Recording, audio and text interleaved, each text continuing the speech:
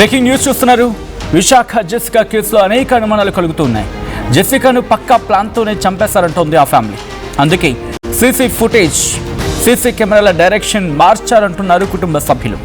యువత కోసం 118 number room book చేసుకున్నారు హోటల్ యాజమాన్యం. ఇన్ఫాక్ట్ 118 నెంబర్ బుక్ చేసుకున్నారంటోంది హోటల్ యాజమాన్యం. అయితే అమ్మాయి అబ్బాయిలకు ఒకే రూమ్ ఇవ్వడం కుదరదని ముందే చెప్పింది సిబ్బంది. జెసికానే తన ఆధార్ కార్డుతో రూమ్ బుక్ చేసినట్లు చెప్పింది హోటల్ యాజమాన్యం.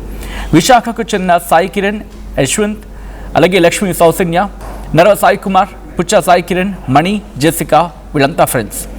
ఈ నెల 14న బీ స్క్వేర్ లాడ్జ్లో 118, 119 ఈ నెంబర్స్ ఉన్న రూమ్స్ తీసుకోవడం జరిగింది. వాళ్ళు రెంట్కి స్నేహితులతో కలిసి మద్యం తాగింది జెసికా. మద్యం మత్తులో స్నేహితుల మధ్య గొడవ జరిగిందనేది అందుతున్న సమాచారం. అయితే తనకు మరొకరితో సంబంధం ఉందని జెసికా ప్రచారం చేస్తుందంటూ దాడి చేశాడు సాయి కిరణ్ అనేది ప్రస్తుతం అక్కడ వినిపిస్తున్నమాట. అయితే సాయి కిరణ్తో పాటు జెసికాను తీవ్రంగా కొట్టారు లక్ష్మీ సౌసన్య, యశ్వంత్. కారణం ఏంటి డీటెయిల్గా తెలియాలి ఇంకా. అయితే ఈ దాడితో తీవ్ర మనస్తాపానికి గురైన జెసికా బలవన్మరణానికి పాల్పడిందనేది అక్కడ ఇన్వెస్టిగేషన్లో భాగంగా బయటకు వస్తున్న అంశాలు. అయితే కూతురు మరణంపై 6వ పోలీసులకు తల్లి ఫిర్యాదు చేయడం జరిగింది. జెసికా స్నేహితులను అదుపులోకి తీసుకుని పోలీసులు విచారించడం జరుగుతోంది. పోలీసుల ఇన్వెస్టిగేషన్లో కీలక విషయాలు చెప్పుకొచ్చారు ఫ్రెండ్స్. దాడి తర్వాత జెసికాకు ఫిట్స్ వచ్చిందంటూ చెప్పుకొచ్చారు స్నేహితులు. ఆ తర్వాత 118 రూమ్లోకి వెళ్ళి తలుపులు వేసుకుంది జెసికా అంటూ ఫ్రెండ్స్ చెప్పుకురావడం ప్రస్తుతం ఈ అంశానికి సంబంధించి అనేక అనుమానాలకు తావిస్తోంది. ఒక్కసారి మీరు ఆ పాయింట్స్ని డికోడ్ చేసే ప్రయత్నం చేస్తే కనుక, కనెక్ట్ చేసే ప్రయత్నం చేసినా, డికోడ్ చేసే ప్రయత్నం చేసినా అసలు ఏం జరిగిందనేది కాస్త కన్ఫ్యూషన్గా అనిపిస్తోంది.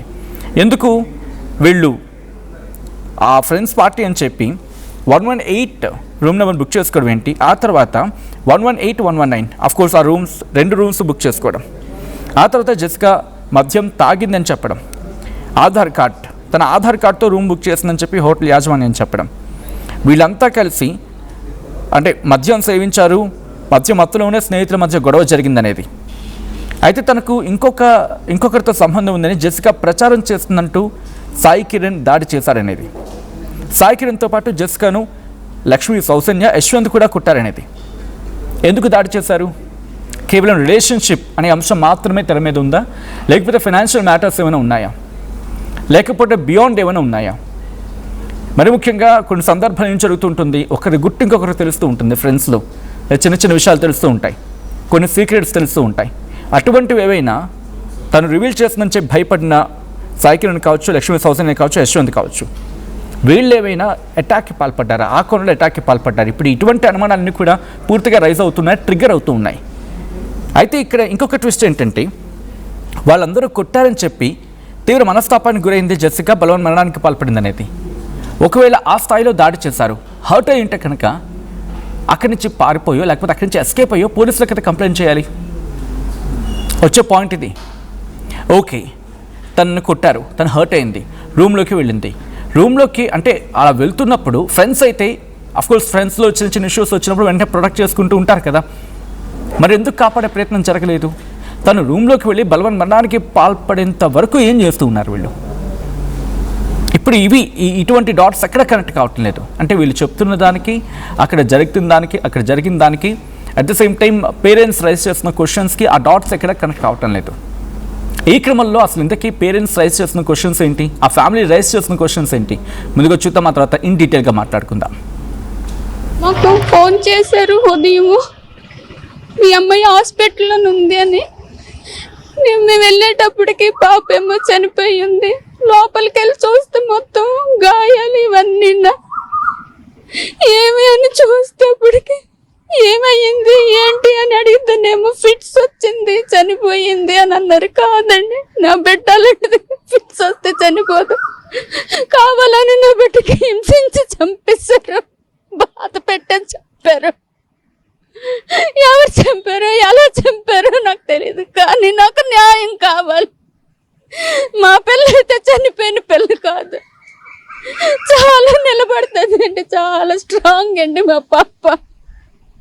నా కూతురికి ఎంత ఇబ్బంది పెట్టి, ఎంత నరకయాతన పెట్టి చంపారో నాకు తెలియదు, కానీ న్యాయం చేయండి. మేము స్టేషన్కి కంప్లైంట్ ఇచ్చాము.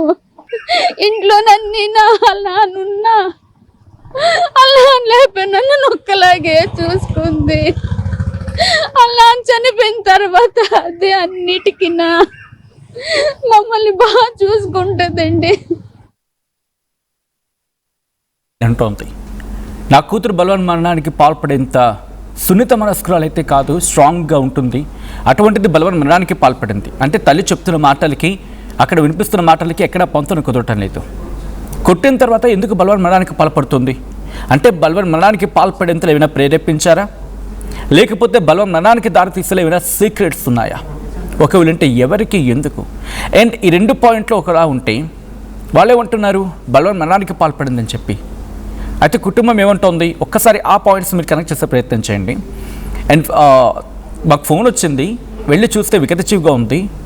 అండ్ ఆ టైంలో తన మెడ మీద దాడు, ఇన్ఫ్యాక్ట్ గాయాలు అవి ఉన్నాయని చెప్పి ఇటు ఫ్యామిలీ చెప్తున్నమాట. బట్ ఇంకొక పాయింట్ ఇక్కడ ఇంట్రెస్టింగ్ ఏంటది, తనకి ఫిట్స్ వచ్చి చనిపోయిందని చెప్పి ఆ ఫ్రెండ్స్ చెప్పారని ఆ కుటుంబం చెప్తోంది. సో ఎక్కడ డాట్స్ కనెక్ట్ కావటం లేదు. ఒక్కొక్క పాయింట్ ఇంకా మరికొన్ని పాయింట్స్ రేస్ చేస్తోంది. తనకి ఫిట్స్ వచ్చిందని చెప్పి ఫ్రెండ్స్ చెప్పడం ఏంటి, హాస్పిటల్లో జాయిన్ చేస్తామని చెప్పడం ఏంటి, ఆ తర్వాత ఫ్యామిలీకి అక్కడికి వెళ్ళిన తర్వాత వికటజీవిగా అంటే తనకి బతికి లేదని చెప్పి తెలియడం ఏంటి.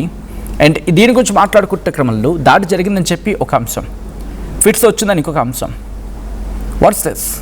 ఎక్కడ పాయింట్ కనెక్ట్ కావటం లేదు. సో ఇన్వెస్టిగేషన్ ఇంటెప్త్గా జరుగుతుంది అనేది వినిపిస్తున్నమాట. ఈ కోణంలో పోలీసుల ఇన్వెస్టిగేషన్ ఎలా జరుగుతోంది, ఏ పాయింట్ సెంట్రిక్గా ఇన్వెస్టిగేషన్ జరుగుతోంది డీటెయిల్గా తెలుసుకుందాం. బట్ అంతకన్నా ముందు ఈ కథను మిమ్మల్ని కాస్త కలవరపరచచ్చు. దీనికి సంబంధించి అంటే చాలామంది సున్నిత మనసుకుంటే కనుక వాళ్ళు కాస్త కలవరపడే అవకాశం ఉంటుంది కాబట్టి దీనికి సంబంధించి తగిన జాగ్రత్తలు తీసుకోవాలని ఆర్టీవీ సూచించడం జరుగుతోంది. This is disturbing content, video description is highly advised. ఇదే అంశానికి సంబంధించి డీటెయిల్డ్ ఇన్ఫర్మేషన్ తెలుసుకునే ప్రయత్నం చేద్దాం. మా ప్రతినిధి రామచంద్రరావు సిద్ధంగా ఉన్నారు. రామచంద్రరావు, ఇన్వెస్టిగేషన్ ఎలా జరుగుతోంది, ఏ పాయింట్, ఏ ఇష్యూ సెంట్రిక్గా జరుగుతోంది, ఎటువంటి కొత్త కోణాలు వెలుగులోకి రావడం జరుగుతోంది?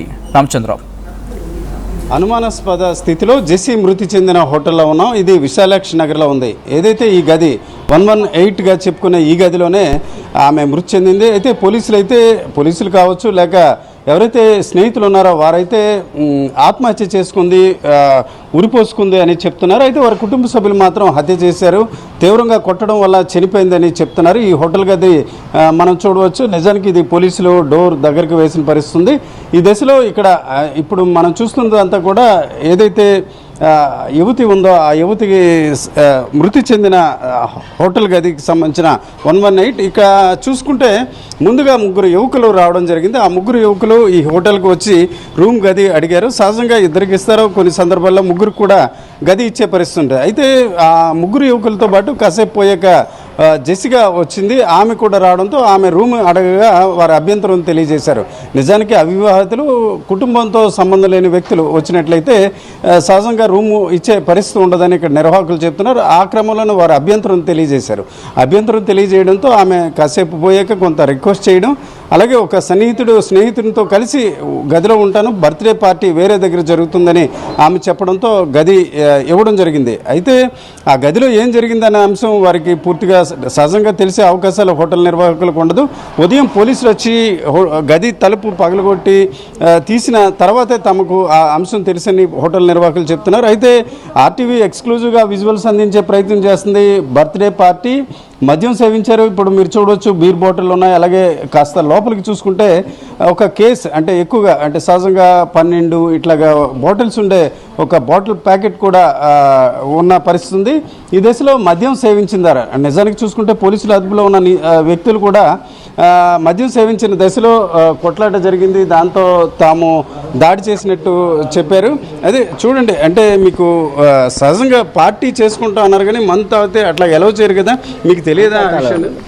ఇప్పుడు మందు అనేది ఏంటంటే ఒకరిద్దరు అనుకోండి, మహా అయితే 1-2 బీర్లు తెచ్చుకొని తాగుతారు. ఇప్పుడు ఎవరికైనా కామన్ అది ఏ హోటల్లో ఉన్నా సరే 1-2 బీర్లు తెచ్చుకొని తాగడం దానికి పెద్ద అనిపిస్తుంది కదా. సో మేము అలాగే 2-3 తాగుతాం, మేము 3 కదా ఎక్కువ తాగమంటే సో దానికి మేము అలాట్మెంట్ ఇచ్చాం. కానీ ఎంత ఏంటి అన్నదని వాళ్ళు మా ముందు నుంచి అయితే మాకు తెలిసి అయితే మాత్రం తెచ్చుకోలేదు. సహజంగా లిక్కర్ ముందే చెప్తే కానీ ఎలవ్ చేయరు, కానీ అన్ఎక్స్పెక్టెడ్గా ఇట్లా జరిగింది అంతే. ఇది మనం చూడవచ్చు బర్త్డే పార్టీలో జరిగిన ఘర్షణ ఈ మరణానికి కారణంగా మనం చెప్పుకోవచ్చు. ఇక్కడ చూసుకుంటే మద్యం బాటిల్ ఉన్నాయి, ఇప్పుడు 4 బాటిల్ ఉన్నాయి. అలాగే లోపల చూసుకుంటే మరొక గదిలో కూడా బాటిల్ ఉన్న పరిస్థితి. ఈ దశలో ఒక రకంగా బర్త్డే పార్టీలో మద్యం సేవించిన తర్వాత ఈ రకంగా కొట్లాట జరిగింది. ఆ కొట్లాటలో భాగంగానే చంపారు. అయితే ఆమె ఆత్మహత్య చేసుకున్నట్టు పోలీసులు కానీ ఇతరులు చెప్తున్న పరిస్థితి. అయితే వాటికి భిన్నంగా ఈరోజు చూసుకుంటే ఈ 118 ఈ రూమ్లోనే ఆత్మహత్య జరిగిన మరణం జరిగినట్టు తెలుస్తుంది.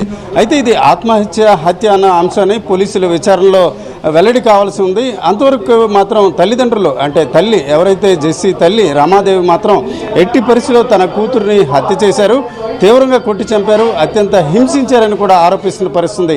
ఈ దశలో మరిన్ని నిజాలు పోలీసుల విచారణలో వెల్లడి కావాల్సి ఉంది. ఆర్టీవీ ఎక్స్క్లూజివ్గా విజువల్స్ అందించింది. మద్యం సేవించారు, బీర్ బాటిల్ కూడా ఉన్నాయి 119లో, అట్లాగే 118లో కూడా అట్లాంటి అంశాలు కూడా దృశ్యాలు ఉన్నాయి. ఏదేమైనప్పటికీ బర్త్డే పార్టీకి వెళ్ళిన ఆమె ఈ రకంగా విగత జీవిగా మారడం పట్ల కొంతవరకు వారి కుటుంబ సభ్యుల్లోనే కాక ఆ విషయాలు తెలిసిన ప్రతి వ్యక్తి కూడా ఆందోళన చెందుతున్న వాతావరణం కనిపిస్తుంది. విశాఖలో జెస్సీ అనుమానాస్పద మృతి చెందిన గది ఇది ఒక రకంగా విశాలాక్షి నగర్లో హోటల్లో గది 118. నిజానికి చూసుకుంటే 6 స్నేహితులు కలిపి ఈ పార్టీ చేసుకున్నట్టు పోలీసులు చెప్తున్నారు. అయితే హోటల్ గదిలో ఆమె ఆత్మహత్య చేసుకున్నట్టు స్నేహితులు చెప్తున్నారు. ఈ దశలో హోటల్కి సంబంధించిన మేనేజర్ ఉన్నారు. సార్ చెప్పండి, మీరు హోటల్ మేనేజరా? ఏం పేరండి మీ పేరు? పృథ్వీరాజ్ గారు, ఎట్లా జరిగింది? అంటే జరగడం అన్నది మీకు తెలియదు, మామూలుగా ఎంతమంది వచ్చారు, ఏ రోజు వచ్చారండి? మేము ఇవ్వడం అనేది అంటే మార్నింగ్ నైట్, అంటే నిన్న 14th వెడ్నెస్డే కదా, నిన్న ట్యూస్డే నైట్ వచ్చారన్నమాట. 3 అబ్బాయిలు వస్తే వాళ్ళకన్నది మేము ఐడి కార్డ్స్ తీసుకొని రూమ్ అలాట్మెంట్ చేసేసాం, పేమెంట్ అది తీసుకొని వాళ్ళు ఏంటంటే మేము 3 ఉంటాం అన్నారన్నమాట. సో పర్పస్ ఏంటి అంటేనేమో మేము జస్ట్ పార్టీ ఏదో చేసుకుంటే లేకపోతే లేదు అని చెప్పేసి అన్నారే తప్ప కన్ఫామ్గా పార్టీ చేసుకుంటాం ఏమనలేదు. సో వాళ్ళకి రూమ్ అన్నది అలాట్మెంట్ చేసాం. వితిన్ 1.5 hour 2 hours తర్వాత వేరే ఫీమేల్ అన్నది వెళ్తున్నారన్నమాట. వెళ్తుంటే మన వాళ్ళు ఆపేసి ఏంటమ్మా అంటేనేమో మేము అలాగ మా ఫ్రెండ్ అందులో ఉన్నారు, మేము ఆ రూమ్కి వెళ్దాం అనుకుంటున్నాం, ఒక 1 hour 1/2 hourలో మేము వెళ్ళిపోతాం, రిటర్న్ బ్యాక్ అయిపోతాం అన్నారు. సో వాళ్ళకి ఏంటంటే మేము అలాగ అలౌ చేయము మేము అని చెప్పామన్నమాట. అలా చెప్తే వాళ్ళు ఎందుకు అలౌమెంట్ చేయరని చాలాసేపు ఆర్గ్యుమెంట్ అయ్యింది. సో ఆ అమ్మాయి ఏంటంటే ఆ అమ్మాయి ఐడి కార్డ్ ఇచ్చేసి పేమెంట్ చేసి ఆ అమ్మాయి రూమ్ తీసుకుంది. అంటే ముందు రోజు అంటే మంగళవారం ముందుగా కొందరు అబ్బాయిలు వచ్చారు. అబ్బాయిలు ఎంతమంది వచ్చారంటే రూమ్లో? అంటే ఒక రూమ్లో ఎంతమంది? 2 అలౌ చేస్తారు, 3 అలౌ చేస్తారు? మామూలుగా కపుల్స్కి అయితే 2, ఫ్యామిలీస్ అనుకోండి వైఫ్ అండ్ హస్బెండ్ చిల్డ్రన్స్. మామూలుగా జెంట్స్ అయితే 2 లేదా 3, అంతకు మించి అయితే మేము అలౌ చేయం మ్యాక్సిమం. ఓకే, ఇప్పుడు పోలీసుల ఇన్ఫర్మేషన్ బట్టి 4 అబ్బాయిలు 2 అమ్మాయిలు వచ్చారన్నారు. అయితే వచ్చిన అమ్మాయి అంటే మీకు రూమ్ అడిగారు కదా, ఆ రూమ్ అడిగిన అమ్మాయి ఎవరు? అంటే మన జెస్సీ అంటారా లేకపోతే ఇంకో అమ్మాయి? ఎందుకంటే రూమ్ ఇచ్చేటప్పుడు మేము చూస్తాం కాబట్టి చనిపోయిన అమ్మాయి. ఆధార్ కార్డు ఇచ్చారు అమ్మాయి. ఓకే, ఏం చెప్పారండి? అంటే పార్టీ చేసుకుంటాం అన్నారా, ఏమన్నారు మీకు? అంటే ఏం చెప్పారు? అంటే మీరు మొదట అబ్జెక్ట్ చేశారు కదా, ఇట్లాంటి లిక్కర్కి ఇట్లా అలౌ చేయం, పార్టీకి అలౌ చేయం అన్నారు. పార్టీ చేసుకునే వాటికి అలాగే అబ్బాయిలు ఉన్నారమ్మా, అలాగే లేడీస్ని అన్నది మేము అలౌ చేయం, దానికైతే అది అవ్వదని చెప్పేసి అంటే ఆ అమ్మాయి లేదండి చాలాసేపు ఆర్గ్యుమెంట్ చేశారు. ఒక హాఫ్ అన్ అవర్ కాదు కదమ్మా, 5 minutes కూడా మేము అలౌ చేయమని చెప్పాము. కానీ మేము వేరే రూమ్ తీసుకుంటాం పోనీ అని చెప్పేసి అంటే సరే అయితే అని చెప్పేసి ఆ అమ్మాయి ఐడి కార్డు ఏజ్ అన్ని చెక్ చేసి వేరే రూమ్ అన్నది ఇచ్చామన్నమాట. ఓకే, మరి ఇన్సిడెంట్ ఎట్లా తెలిసిందండి మీకు ఇట్లా జరిగినట్టు? ఎలాగా? మార్నింగ్ కానిస్టేబుల్స్ వచ్చారు. మార్నింగ్ ఎగ్జాక్ట్గా టైం అన్నది నాకు తెలియదు. సో నాకేంటంటే నేను ఇంట్లో ఉంటాను కదా మేనేజర్ కాబట్టి నేను నైట్ డ్యూటీ అబ్బాయి ఫోన్ చేశారు అన్నమాట, ఇలాగ ఇన్సిడెంట్ జరిగింది ఇలాగా అని చెప్పేసి చెప్తే నేను అక్కడి నుంచి బయలుదేరి వచ్చాను. నాకు వచ్చేసి 6:20కి అలా కాల్ వచ్చింది అనమాట, ఇలా కానిస్టేబుల్స్ వచ్చారు ఇలాగ ఇన్సిడెంట్ జరిగిందని చెప్పేసి. మీరు వచ్చేటప్పటికి అక్కడ రూమ్ 118 కదా, ఏంటి ఆ దృశ్యం ఎట్లా ఉంది అక్కడ సిచ్యువేషన్? వచ్చేసరికి ఏంటంటే అంతా గజిబిజిగా డోర్ అది బ్రేక్ చేసేసి మొత్తం అంతా ఉందన్నమాట, బీర్ బాటిల్స్ అవి అన్నీ ఉన్నాయన్నమాట. సో మాకేంటంటే మేము నైట్ పడుకునేటప్పుడు ఒకసారి మొత్తం అన్ని ఫ్లోర్లు చెక్ చేసుకుంటూ వెళ్తాం. సో అలాగే ఫ్లోర్స్ అన్ని చెక్ చేసుకుని అంత నిశ్శబ్దంగా ఉంది. ఇప్పుడు రూముల్లో ఎంతమంది ఉన్నారు ఏంటి అన్నది మేము ఇచ్చినంత వరకు చూస్తాం, ఎంతమంది ఉన్నారో చూస్తాం అన్నమాట. అలాగే ఏం చేస్తున్నారు అన్నది మేము చూడలేం కదా. సో ఆ ఫ్లోర్ అన్నది మేము చెక్ చేసుకున్నాం, ఫ్లోర్ అని చెక్ చేసుకుని అన్ని చెక్ చేసుకుని నిశ్శబ్దంగా ఉందని చెప్పేసి మేము కిందకెళ్ళి ఇంకా అబ్బాయి పడుకున్నాడు. 12:30 1 గంట అయ్యింది, 1-2 అయిపోయింది మాట. సో పడుకొని మార్నింగ్ లేసరికి కానిస్టేబుల్స్ వచ్చారు. ఓకే, అంటే ఇప్పుడు మొత్తం పార్టీ జరిగినట్టు అనిపిస్తుందా ఎట్లాగా, లేకపోతే ఏమైనా మీకు కూల్గా అట్లాగా గడిపినట్టే? పార్టీ జరిగినట్లు అనిపిస్తుంది, పార్టీ చేసుకున్నారు. అవి కేక్ ఏం కట్ చేసుకోలేదు, కేక్ అయితే ఏం లేదు. సో బీర్ బాటిల్స్ అవి అయితే ఉన్నాయి. అంటే ఇట్లాగా పోలీస్ అంటే మన దగ్గర సీసీ ఫుటేజ్ ఉందండి, అంటే మామూలుగా ఉన్నాయి మొత్తం అన్ని. వాళ్ళు ఏంటంటే మధ్యలో ఒకసారి సీసీ ఫుటేజ్ అనేది తెప్పడం జరిగింది. మళ్ళీ తర్వాత మా అబ్బాయి మా రిసెప్షన్ సీసీ కెమెరాస్ చూస్తుంటే అదేంటి తిరిగి ఉందని మళ్ళీ సెటరేట్ చేయడం కూడా జరిగింది. మళ్ళీ వాళ్ళు సీసీ ఫుటేజ్ తిప్పారు, కానీ మేము బ్యాక్ సైడ్ ఇంకొక సీసీ ఫుటేజ్ పెట్టాము సీసీ కెమెరా. సో అది వాళ్ళకి కనబడలేదు. సో మొత్తం అంతా అందులో గ్యాదర్ అయ్యింది. అంటే ఈ పిల్లలు హోటల్ రూమ్కి వచ్చినట్టు తెలియకూడదని అట్లాగా కెమెరా వాల్ షిఫ్ట్ చేశారు అనుకుంటున్నారా, లేకపోతే వేరే ఇంతకుముందు చేస్తారు? అందులో ఒక అబ్బాయి వచ్చేసి ఇలా తిప్పడం చూసాం అన్నమాట. అది అంటే ఇప్పుడు రూమ్ ఎవరు తీసుకున్నారండి? అంటే ఫస్ట్ ఒక 3 వచ్చారన్నారు కదా, ఏం పేరు రాశారు రిజిస్టర్లో? అట్లాగా సంతోష్, సాయి అట్లా పేరు ఏమైనా ఉందా? అక్కడ అది రిజిస్టర్లో ఎంటర్ చేస్తారు. నైట్ రిసెప్షన్ అబ్బాయి కదా, సో వాళ్ళు ఎంటర్ చేస్తారు. ఐడి కార్డ్ చూసుకొని 3లో ఎవరో పేరు రాసి ఉంటారు. ఐడి కార్డ్స్ అయితే అవే ఉన్నాయన్నమాట. చూడండి, ఫైనల్గా ఇప్పుడు మీకు తెలిసి ఒక అమ్మాయి ఎక్స్ట్రా రూమ్ అడిగారు, అలాగే ముగ్గురు కుర్రోళ్ళు ముందు వచ్చారు. అయితే ఇంకొక అమ్మాయి వచ్చినట్టు పోలీసులు చెప్తున్నారు. ఆ అమ్మాయి ఎట్లాగ వచ్చినట్టు అనుకుంటున్నారు మీకు తెలిసి? అది మా ఫ్రంట్ నుంచి అయితే మాత్రం మాకైతే రాలేదు. అది అయితే లిఫ్ట్లో నుంచి పైకి వచ్చి బ్యాక్ గేట్ నుంచి రావాలే తప్ప మా సైడ్ నుంచి వస్తే మాత్రం మేము ఇందాక ఏదైతే ఫస్ట్ అమ్మాయిని ఆపామో అలాగే ఆ అమ్మాయిని కూడా ఆపుతాం. కానీ అప్పటికే 12:30 1 గంటకి అది జరిగి ఉంటుంది. అది ఓకే, మీరు ఈ కుర్రోళ్ళు ముగ్గురిని మీరు చూసారా, లేకపోతే చూడలేదు? రిసెప్షన్ నైట్ డ్యూటీ ఎవరైతే ఉన్నారో వాళ్ళైతే చూశారు, వాళ్ళ రూమ్ ఇవ్వడం జరిగింది.